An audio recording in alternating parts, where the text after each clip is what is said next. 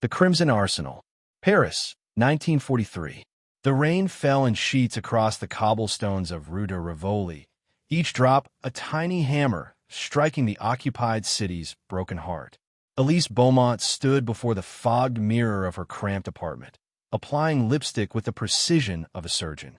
Rouge Noir, the label read, a deep crimson that matched the color of secrets and revolution.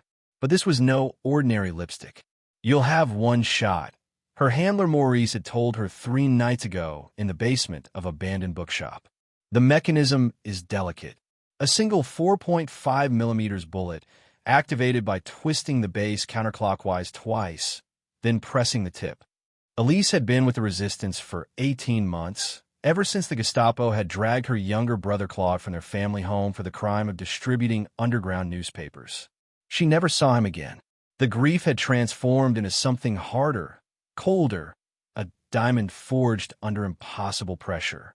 Her apartment sat above a bakery that no longer baked bread, in a neighborhood that no longer laughed. Through her window, she could see the Nazi flags hanging from requisition buildings, their swastikas like black spiders against red fields. Each one made her stomach turn, but she'd learned to hide her revulsion behind a mask of practiced indifference. The intelligence had come through coded BBC radio broadcasts, pieced together over weeks. A secret command post hidden in plain sight, coordinating Wehrmacht movements across northern France. Dozens of officers met there weekly, plotting operations that would send thousands more to their deaths. The address was 24 Avenue Foch, a grand Haussmann building that had once housed a renowned art collector. Elise studied her reflection. At 26, she could still pass for a carefree Parisienne, despite the weight loss and the shadows under her eyes. Her cover was simple: Mademoiselle Beaumont, secretary to a French industrialist collaborating with the Germans. It made her sick, but it had opened doors that would otherwise remain locked. She slipped the lipstick into her handbag alongside her forged identification papers, a compact mirror, and a small vial of cyanide. Insurance, should things go catastrophically wrong. The weight of it all felt both impossibly heavy and dangerously light. Her contact had been clear about the mission parameters. A cocktail reception, hosted by Sturmbannführer Hans Weber, would take place that evening. French collaborators and German officers mingling over champagne looted from French cellars, discussing the subjugation of a nation as though debating the weather. Elise's employer had secured her an invitation as his +1, though he'd canceled at the last moment, a fortuitous bout of influenza that Morris's people had helped arrange. She would attend alone. She would identify the command center's location within the building. She would map the security arrangements. And if the opportunity presented itself, if fate smiled upon France for once, she would strike.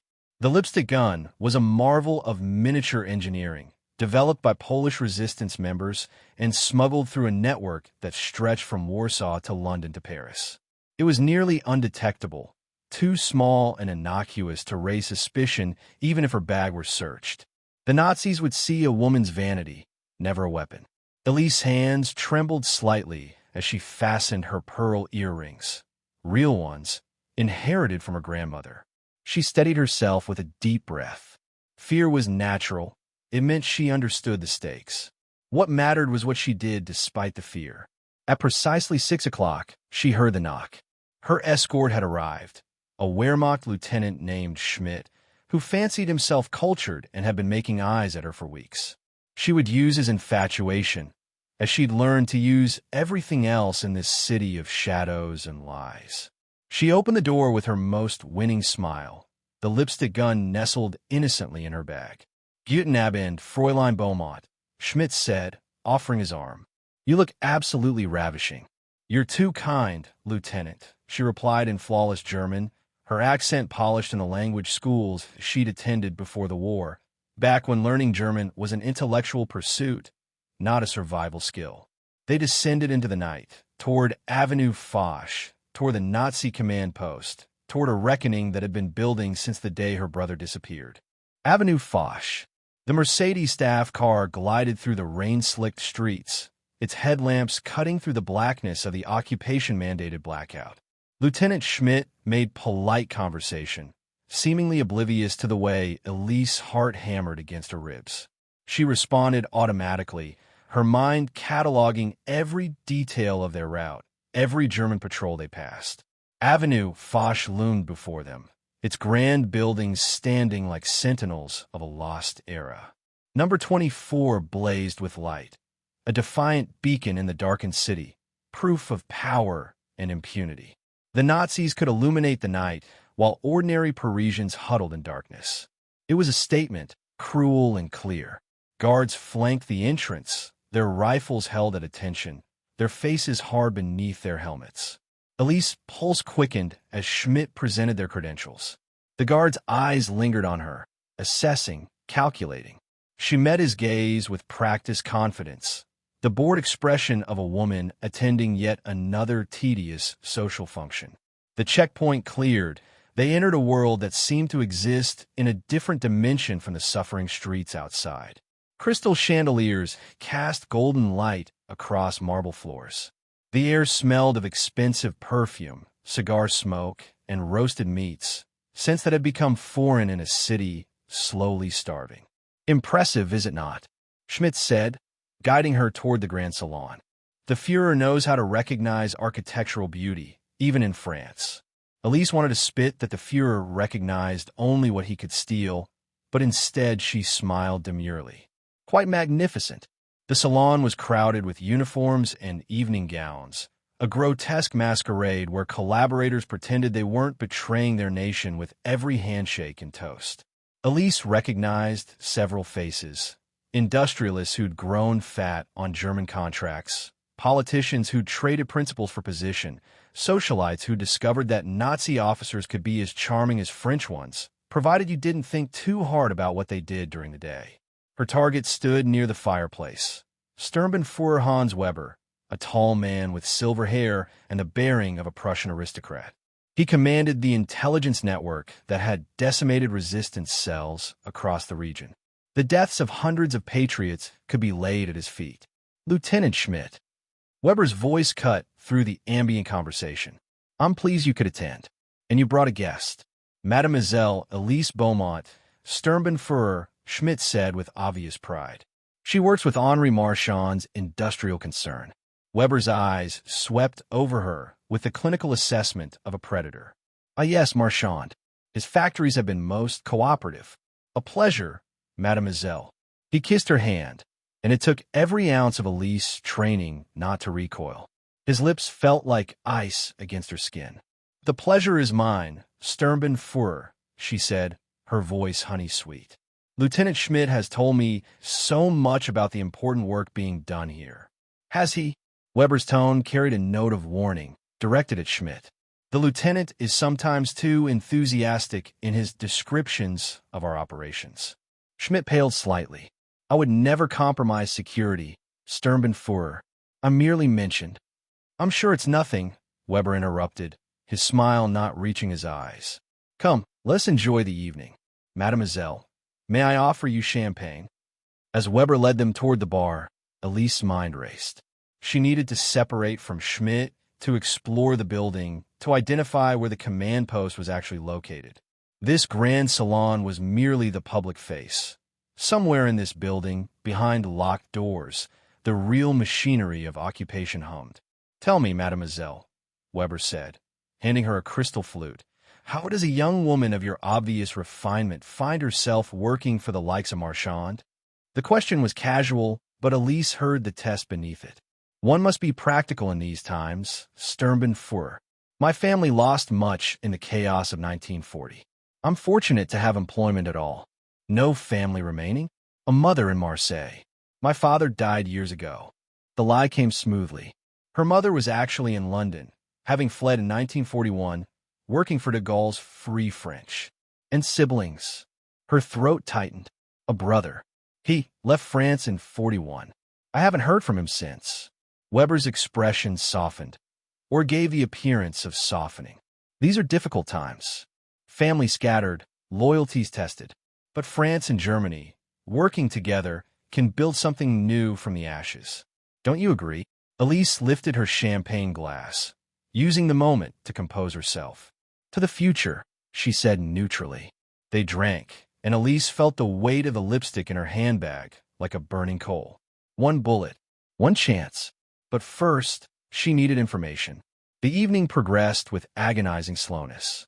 Elise endured conversations about opera and wine, art and architecture, cultured discourse from men who signed death warrants between breakfast and lunch. She laughed at appropriate moments, expressed fascination with tedious anecdotes, and gradually, carefully, began to map the building in her mind. When Schmidt excused himself to speak with a colleague, Elise seized her chance. "Might I trouble you for directions to the powder room? Sturmbenfuhrer?" Weber gestured to a hallway. "Second door on the left. Though to be quick, mademoiselle. We wouldn't want you to miss the entertainment." She moved through the corridor, her heels clicking on marble, every sense alert. Past the powder room, a staircase led upward. 2 guards stood at its base. Elise had found what she was looking for. Behind a velvet curtain. The powder room was ornate beyond measure. Gold fixtures, mirrors framed in Baroque splendor, and walls covered in silk that had probably cost more than most Parisians earned in a year. Elise stood before the mirror, ostensibly checking her appearance, actually steadying her nerves. 2 other women occupied the space. A French collaborator's wife reapplying her makeup with practiced indifference, and a young German secretary who seemed barely out of her teens, adjusting her uniform. Neither paid Elise much attention. She withdrew her lipstick, the rouge noir, and touched up her lips with deliberate slowness, buying time to think. The guards at the staircase were the key. Whatever lay above was important enough to warrant constant protection. The command post had to be on the upper floors. The secretary left first, followed by the collaborator's wife, leaving Elise alone. She counted to 30, then emerged, moving with the unhurried confidence of someone who belonged. The corridor was momentarily empty, a gift from a fate that rarely granted them. Instead of returning to the salon, she moved toward a different hallway, one that branched off to the right. Her cover story was ready. She'd gotten turned around. These old buildings were such mazes. But she encountered no one. Here, away from the party's glitter, the building revealed its true nature. Closed doors bore German labels, communications, intelligence archives, strategic planning. Through one partially open door, she glimpsed rows of filing cabinets and a duty officer bent over paperwork. Then she saw it, a floor plan framed on the wall like artwork. It was labeled in German, Building Layout 24 Avenue Foch, presumably for the officers who worked here. Elise committed it to memory with the speed born of resistance training. The command post occupied the entire 3rd floor. Access was restricted to authorized personnel only, with a security checkpoint at the stairwell entrance. Footsteps echoed from around the corner. Elise turned quickly, retracing her steps toward the powder room corridor. A German corporal rounded the corner, nearly colliding with her. "Entschuldigung," he stammered. "I apologize, Fräulein. My fault entirely," Elise replied with a practiced laugh. "I'm afraid I got lost. These hallways all look the same." "The party is that way," he said, pointing back toward the salon, his suspicion evident but not yet alarmed. "Thank goodness. I was beginning to think I'd need a map." She touched his arm lightly, a gesture of feminine helplessness that she'd learned could disarm young soldiers. "Would you be kind enough to escort me back?" His posture softened. "Of course, Fräulein." He led her back to the salon's edge, where she thanked him with her most charming smile before disappearing into the crowd. Schmidt materialized at her side almost immediately, his expression concerned. "Where were you?" "I was worried." "The powder room. Then I got a bit lost on the way back," she said, touching her freshly applied lipstick as evidence. "These old buildings are labyrinths. You should be more careful. Some areas are restricted. I wasn't anywhere I shouldn't be, was I?" She widened her eyes innocently. No. Just stay close, please." The evening wore on. Dinner was served. Rich food that made Elise think of the rationing outside. The children with hollow eyes. The elderly who traded family heirlooms for bread. She pushed her food around her plate, eating only enough to avoid comment.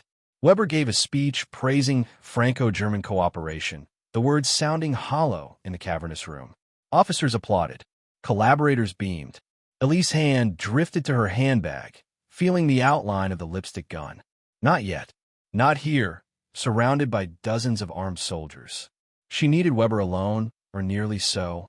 She needed the command post itself. As coffee was served, an opportunity emerged. Weber approached Schmidt. "Lieutenant, I need you to run an errand. Hauptmann Muller needs the briefing documents from Gestapo headquarters. Take a car and fetch them immediately." Schmidt glanced at Elise, torn between duty and his role as her escort. "I'll be fine," Elise assured him. "I'm sure the Sturmbannführer will keep me entertained until you return." "Actually," Weber said, "I have some documents to review upstairs. Mademoiselle Beaumont, would you care to see the building's architecture? The upper floors have some rather remarkable period details."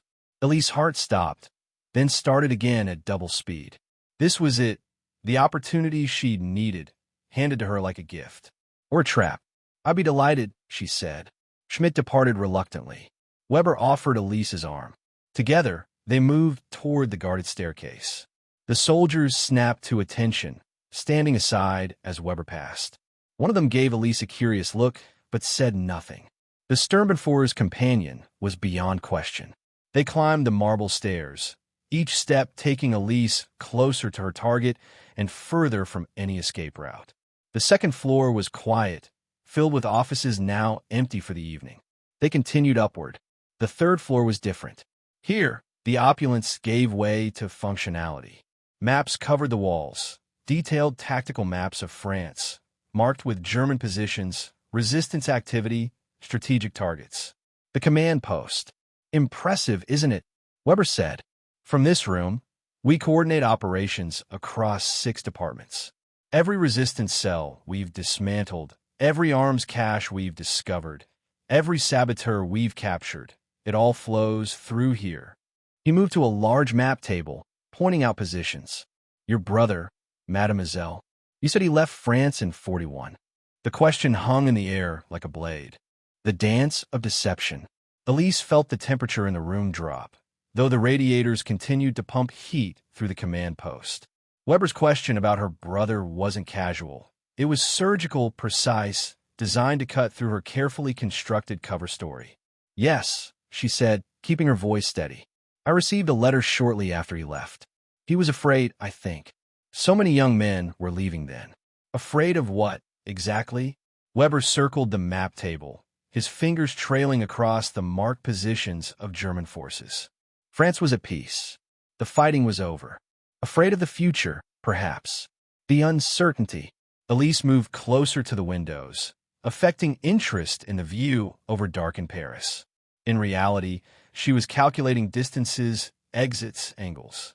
The lipstick gun had a range of perhaps 10 feet, 12 at maximum. She needed to be close. "We have records, you know," Weber continued, his tone conversational but his eyes sharp. "Everyone who worked with Marchand. Every secretary, every clerk, every factory worker. Your file says your brother Claude was taken for questioning in August of 42. Not 41. And not for leaving France, for sedition." The room tilted. Elise's hand found the back of a chair, steadying herself. They knew, or they suspected, or this was a test, and her reaction would determine everything. "I don't know what you've been told, Sturmbannführer," she said carefully, "but there must be some mistake. Your brother distributed communist literature. He was arrested by the Gestapo. He died during interrogation at Frane's prison." Weber's words were clinical, detached, as though he were discussing inventory rather than murder. September 14th, 1942, at approximately 4 in the morning. His body was released to a mass grave. The truth crashed over Elise like a wave. September. She'd spent 14 months believing Claude might still be alive, might be in a camp somewhere, might somehow survive. But he'd been dead all along. Dead while she'd still harbored hope. Dead while she'd learned to smile at Germans and laugh at their jokes. "I didn't know," she whispered, and for once, no acting was required. "They never told me. My mother and I, we never knew for certain. And yet you work for a collaborator. You attend parties with German officers. You seem quite comfortable in our presence, mademoiselle. Weber moved closer. Some might find that curious. A woman whose brother died in German custody, making herself so useful to us. Elise met his eyes. What choice do we have? You've won. France is yours. Some of us are practical enough to accept reality. Practical? Yes. He was very close now. Close enough that she could smell his cologne. Something expensive, probably stolen from a Jewish family's abandoned apartment. Or perhaps some of us harbor other motivations. Revenge, for instance, masquerading as collaboration. Her hand slipped into her handbag, fingers finding the lipstick's smooth cylinder. Sturmbenführer, if you suspected me of something, why bring me up here alone? Weber smiled. Because if you're simply Marchand's secretary, then this conversation will frighten you into continued cooperation. And if you're something else, he gestured around the room. Then you've walked into a trap. The door opened. 3 armed soldiers entered, their weapons trained on Elise. The lipstick, mademoiselle, Weber said softly. The one you keep touching. Please remove it slowly and place it on the table. Time seemed to stretch. Elise's options collapsed to a single point. She could surrender the weapon and face interrogation, torture, execution. Or she could act. She pulled out the lipstick with exaggerated slowness, holding it up to the light. This? You think my lipstick is dangerous? London's Special Operations Executive has become quite creative with their toys. We intercepted 3 such devices last month. The lipstick gun is rather ingenious, I admit. Elise twisted the base of the lipstick, not counterclockwise as required to arm it, but clockwise, as though opening it normally.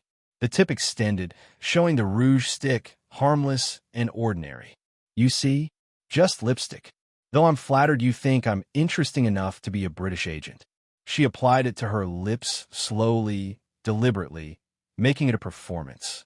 The soldiers' weapons never wavered, but she saw uncertainty flicker across their faces. It looked exactly like lipstick. Weber's expression darkened. Search her bag. Search her thoroughly. A female officer emerged from an adjacent room. Elise hadn't even known she was there. The trap had been complete, carefully prepared. The woman took Elise's handbag and emptied it methodically. Compact, identification papers, a handkerchief, the vial of cyanide disguised as perfume, and several other innocuous items. Weapons? Weber asked. None, Sturmbenführer, unless you count the perfume. Weber took the vial, uncorked it, sniffed carefully. His eyes narrowed. This is not perfume. It's poison, Elise said calmly. Something in her had shifted, grown cold and clear. If she was going to die, she'd do it on her terms. For myself, if I were captured, which apparently I've failed to avoid. Wise to carry such insurance. Most women wouldn't have a nerve. Weber set the vial down, just out of reach. But it suggests you expected capture might be a possibility. Marchand's secretary wouldn't carry cyanide. Marchand's former secretary, Elise corrected. He doesn't know I'm here tonight. I came because Lieutenant Schmidt invited me, and I wanted to see inside your operation, to understand what I'm truly working against. Against? Weber's smile widened. So you admit it. I admit nothing. But I won't pretend to love the occupation simply to spare your feelings, Sturmbenführer. You asked me to be honest. Very well. I hate you. I hate what you've done to France, to Paris, to my brother. But I'm also not stupid enough to act on that hatred. I want to survive the war, whatever that requires. It was a calculated gamble, admitting to sentiment but denying action, playing to Weber's ego by suggesting her hatred was impotent rage rather than focused resistance. Weber studied her for a long moment. You have courage, at least. Foolish courage, but courage nonetheless. Take her downstairs. Hold her in the holding cell until I decide what to do with her. As the soldiers moved to flank her, Elise made her decision. The lipstick was still in her hand. The one she'd demonstrated was harmless. In the confusion and dismissal, they'd forgotten about it. She twisted the base counterclockwise. Once, twice, one bullet. The lipstick felt alive in Elise's hand, a coiled serpent waiting to strike. The mechanism was armed now, the single 4.5 millimeters bullet positioned in the minuscule chamber. All she needed was to press the tip against her target and apply pressure. One bullet, one chance, and four armed soldiers between her and Weber. The female officer reached for Elise's arm. "Come quietly," and Elise moved with the speed of pure desperation, pivoting away from the officer's grasp and hurling her handbag directly at the near soldier's face. It was a pathetic attack, but it bought her a half-second of distraction. She lunged toward Weber, the lipstick extended like a tiny lance. The Sturmbannführer reacted with surprising speed for a man his age, stepping back and to the side. Elise's thrust missed his torso by inches. She felt hands grabbing her from behind, heard Weber shouting orders, felt her feet leave the floor as soldiers lifted her bodily away from their commander. They slammed her against the map table. Charts and markers scattered. Her hand was bent backward with professional brutality until her fingers opened involuntarily, and the lipstick clattered to the floor. "Interesting," Weber said, breathing hard but otherwise composed. He bent to retrieve the device, examining it with clinical interest. "So it is armed. Press the tip, I assume. Quite clever. Quite desperate." Elise said nothing. Her wrist throbbed where they'd twisted it, and a soldier's knee pressed in her spine, keeping her pinned against the table. She'd failed. Claude was dead. The command post would continue operating. More resistance fighters would be captured, tortured, killed. Weber placed the lipstick gun carefully on a shelf, like a curator handling a museum piece. "You've confirmed my suspicions quite dramatically, mademoiselle. Or should I call you by your real name? We'll discover it soon enough during interrogation." "Elise Beaumont is my real name," she said through gritted teeth. "Everything I told you is true, except for being willing to collaborate. And the resistance sent you here with one bullet and a vial of poison. Rather poor planning, I'd say." "The planning was fine. The execution was flawed." Elise managed a bitter laugh. "Poor choice of words, perhaps." "Indeed." Weber moved to a telephone on his desk. "I'm calling for additional security and interrogation specialists. You will tell us everything about your network, names, locations, contacts, operations. Everyone talks eventually, mademoiselle. The only question is how much pain you endure first." As he lifted the receiver, the lights went out. Darkness crashed over the command post like a physical force. Elise heard the soldiers' startled exclamations, felt the knee in her back shift as the man holding her instinctively reached for his weapon. Through the windows, she saw that the entire block had gone dark. Not just the building, but the surrounding streets as well. "Sabotage," Weber snarled. "The electrical station. They knew she was coming here tonight." It wasn't true. The resistance had no idea Elise would attempt anything tonight. This was coincidence, or fate, or perhaps Morris's cell conducting an operation on a parallel track. It didn't matter. What mattered was the darkness. Elise drove her elbow backward with all her strength, connecting with something soft, the soldier's stomach. He grunted, and his grip loosened fractionally. She twisted, her knee finding his groin, and suddenly she was free. Emergency lights flickered on, battery-powered units that cast everything in sickly yellow. Elise scrambled across the floor toward where she'd seen Weber place the lipstick gun. Her hand closed around it just as a soldier lunged for her. She rolled, came up in a crouch, and found herself face-to-face with Weber. He held a Luger pistol, drawn from his belt holster with practiced ease. The muzzle pointed directly at her heart. "Drop it," he said calmly. "Your little weapon against my sidearm. Poor odds, mademoiselle." "Perhaps." Elise's mind raced through calculations. The lipstick gun had a range of perhaps 10 feet. Weber stood 5 feet away. She could close the distance in a second, maybe 2, but he'd shoot her before she reached him. The math was simple and fatal. "Unless you want to interrogate me," she said. "Find out about my network. Dead, I'm useless to you. True, but wounded you'll still talk. I'm an excellent shot, mademoiselle. I could put a bullet through your knee without killing you."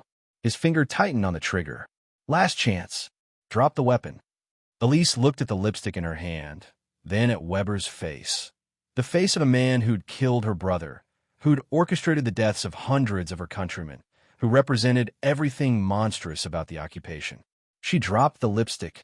Weber's smile was triumphant. Wise choice.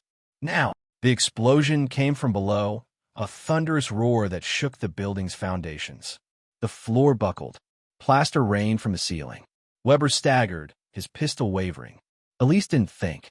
She dove for the lipstick, rolled, came up running. Weber fired. The shot went wide, shattering a window.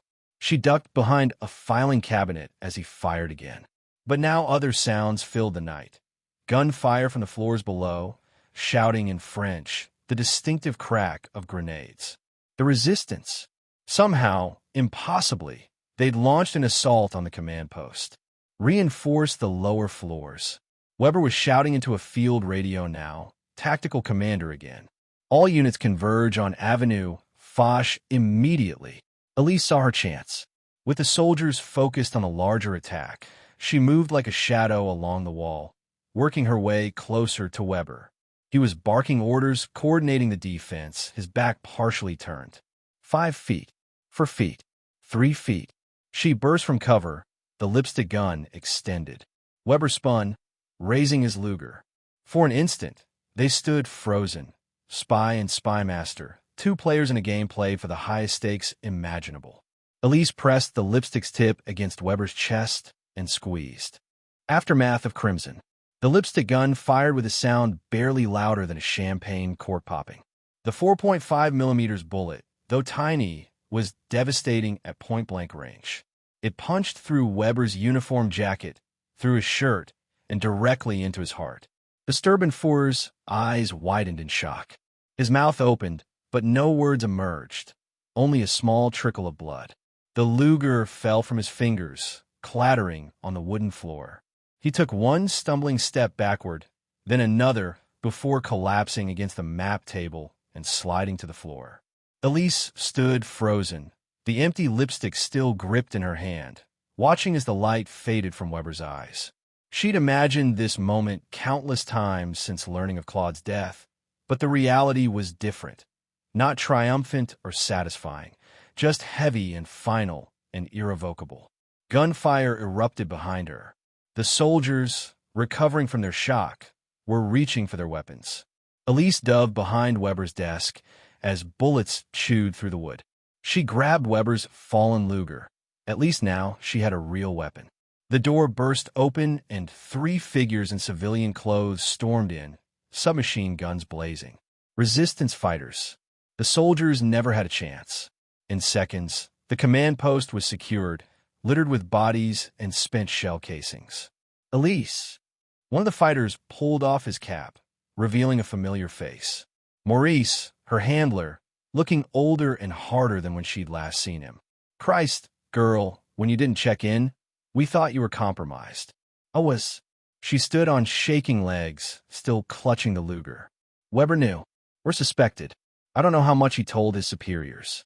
Maurice moved to Weber's body, checking his pockets with practiced efficiency. Then we extract you immediately. The whole operation's burned either way. He looked at the lipstick gun lying near Weber's hand. You did it. You actually did it. The building, Elise said, her mind clearing as survival instincts took over. The files. Intelligence archives. We need to destroy it all before reinforcements arrive. Already handled. We got teams on every floor setting charges. This whole place is coming down in. He checked his watch. 6 minutes. 6 minutes. Elise looked around the command post, at the maps showing German positions, at the filing cabinet stuffed with intelligence reports. That's not enough time to search for.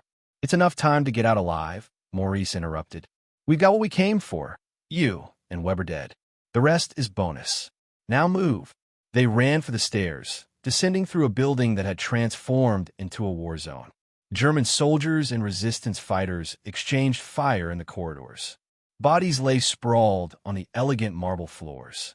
The chandeliers, which had glittered so brilliantly hours before, now swayed dangerously, one crashing down as they passed. On the second floor, they encountered a squad of Wehrmacht soldiers rushing up from below. Morris's team opened fire immediately. Elise found herself shooting Weber's Luger, amazed by her own cold precision. Aim, squeeze, aim, squeeze. She'd trained for this, but training and reality were galaxies apart. A soldier fell. Another. The survivors retreated, regrouping. Grenades! Maurice shouted. Two of his men pulled pins and threw. The explosions were deafening in the enclosed space. They continued down. The ground floor was chaos. The grand salon where Elise had sipped champagne was now a battlefield. Overturned tables provided cover for both sides. The French collaborators who'd attended the party cowered in corners or lay wounded on the floor. Back exit. Maurice pointed toward the kitchen areas. Germans will have the front surrounded by now. They crashed through the kitchen, past terrified staff hiding behind ovens and prep tables. The back door opened onto a service alley where two civilian vehicles waited, engines running. In. Maurice shoved Elise toward the nearest car.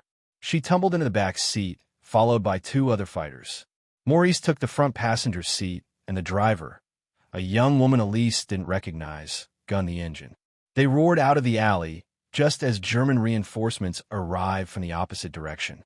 The second resistance car wasn't as fortunate. Elise looked back to see it take fire, swerving wildly before crashing into a lamppost.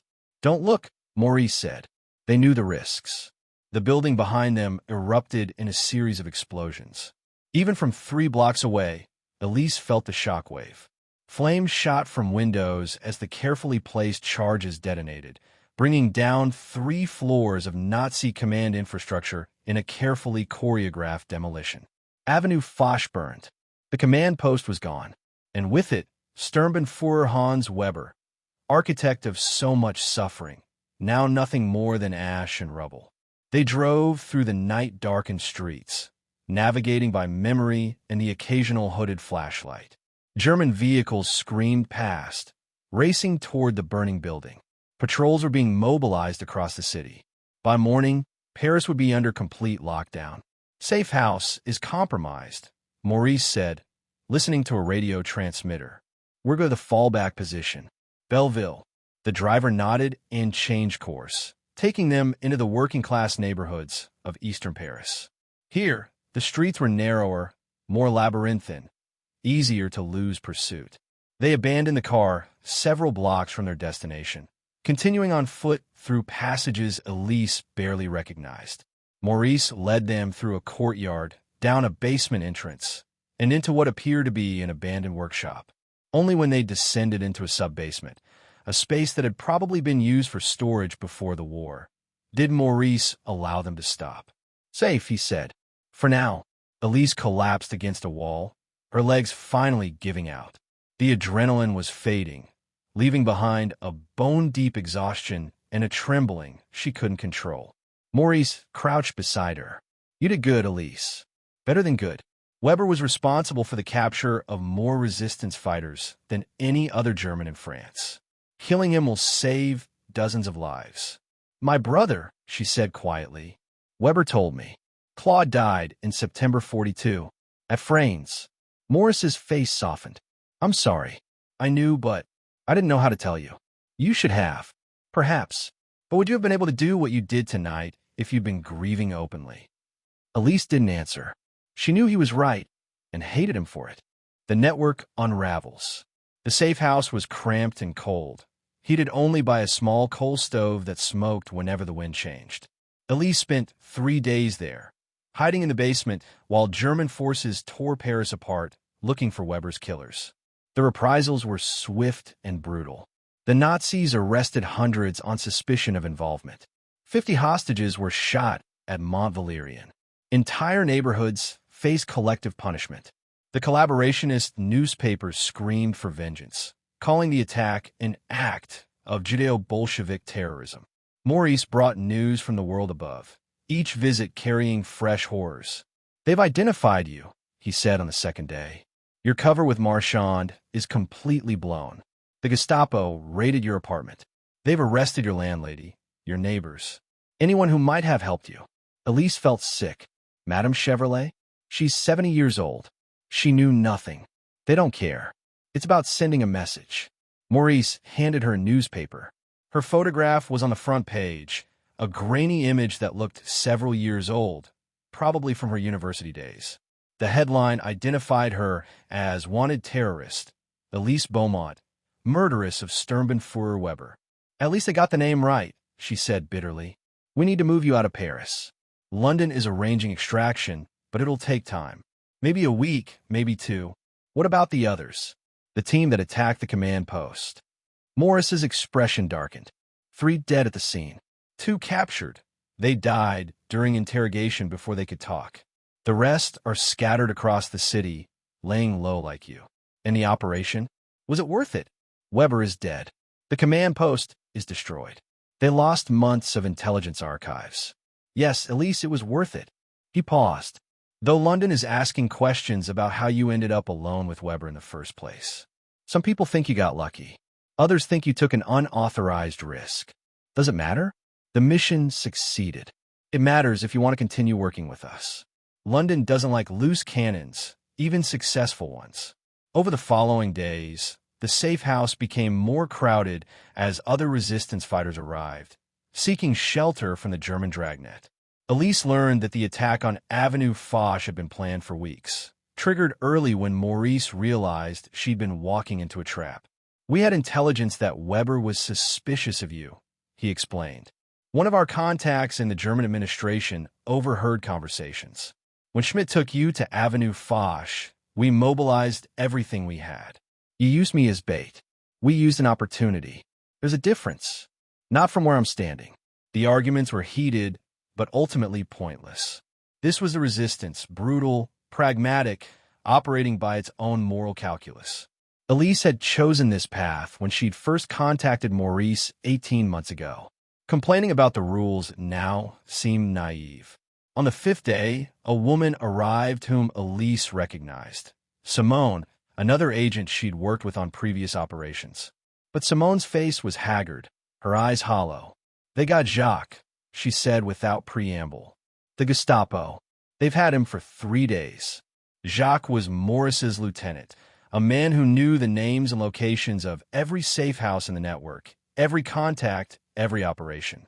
If he talked, when he talked, the entire resistance structure in Paris would collapse. We have to assume he's given them everything, Maurice said grimly. Everyone evacuate immediately. All safe houses are compromised. All contacts are burned. We start over. Start over? Simone laughed hysterically. With what? They know everything. They know what Jacques knows, which is a lot, but not everything. We compartmentalized for exactly this reason. Maurice was already moving, gathering documents, burning papers in the stove. Elise, London just confirmed your extraction.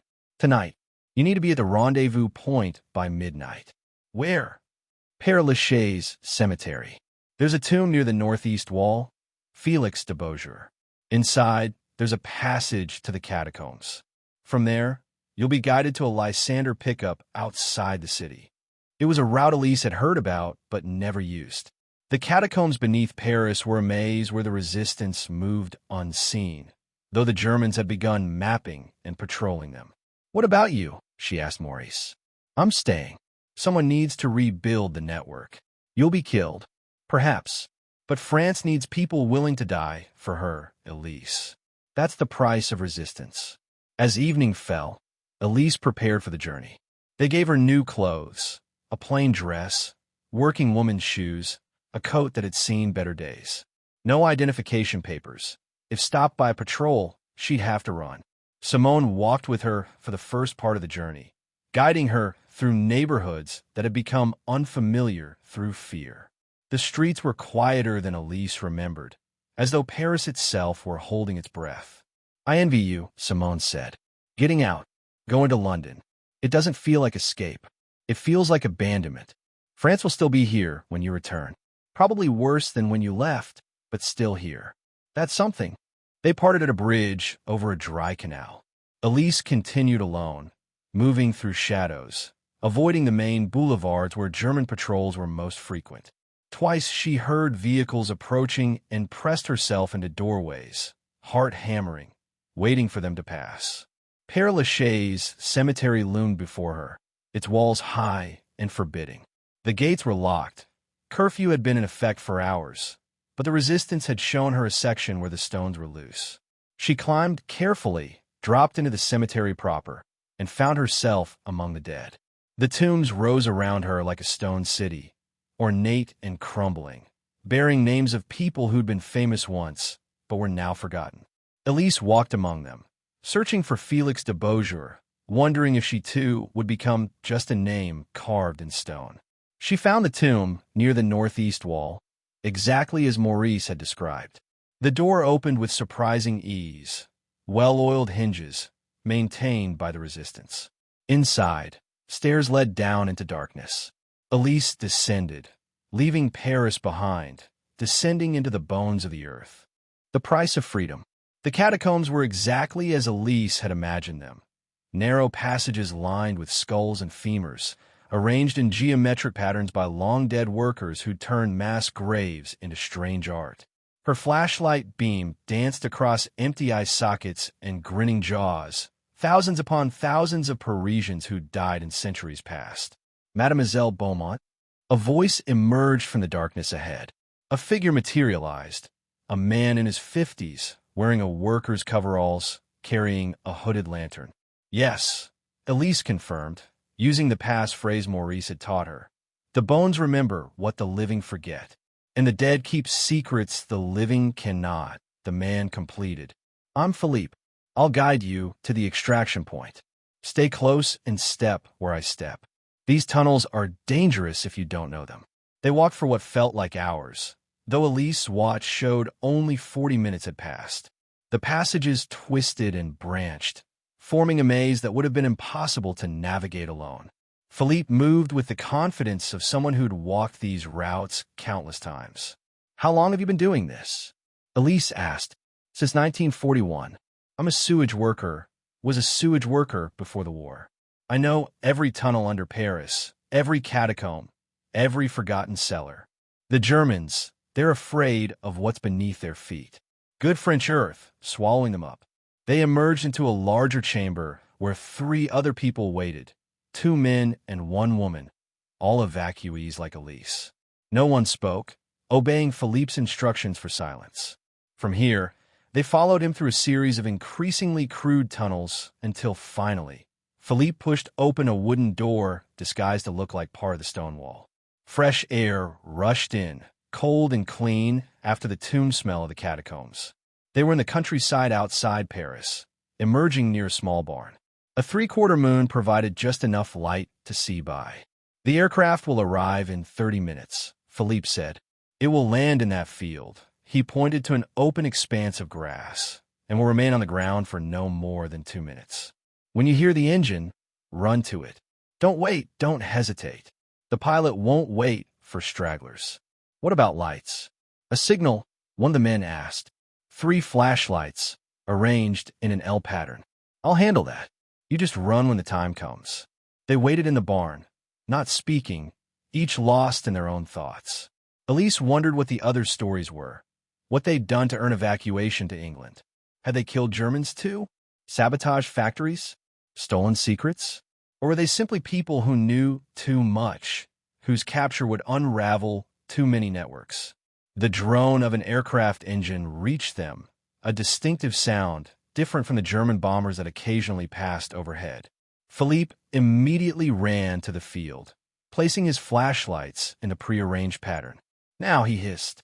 They ran, stumbling across uneven ground, the aircraft growing larger as it descended.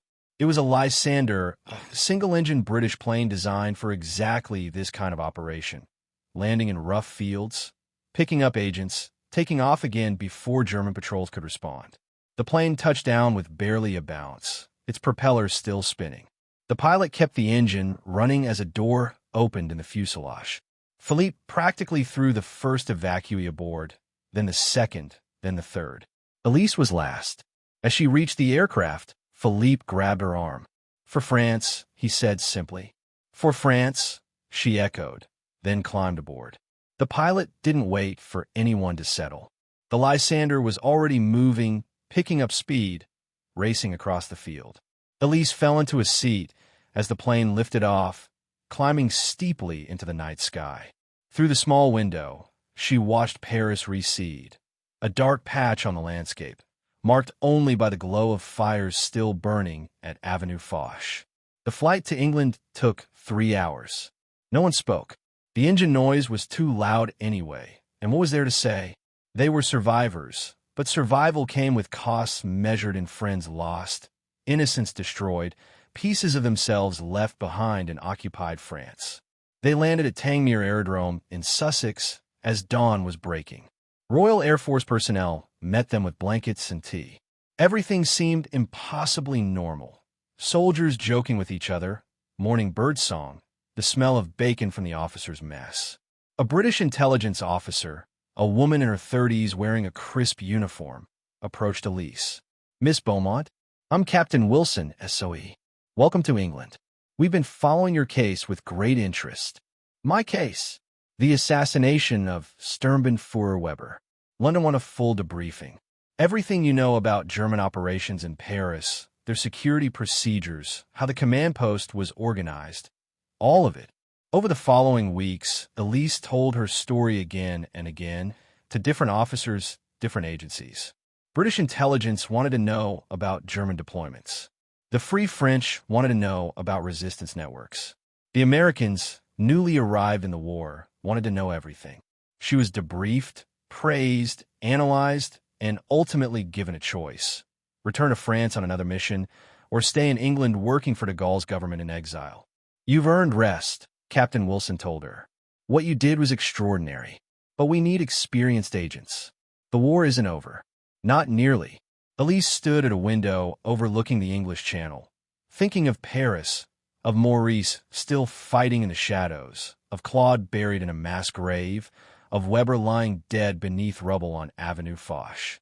"When can I go back?" she asked. 6 months. Training, new identity, new cover story. We'll insert you into southern France this time. Help organize Maquis resistance groups." 6 months, Elise repeated. It seemed like an eternity. It seemed like no time at all. The war continued.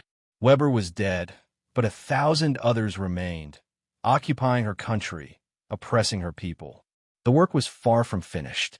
Elise thought of the lipstick gun, that tiny weapon that had changed everything. It had been destroyed in the explosion, vaporized along with Weber and his command post. But the idea behind it, that the innocent could hide the deadly, that the underestimated could strike back, that a woman with rouge on her lips could bring down a Nazi commander, that idea would survive. She accepted the mission. 6 months of training, then back to France. Back to the fight.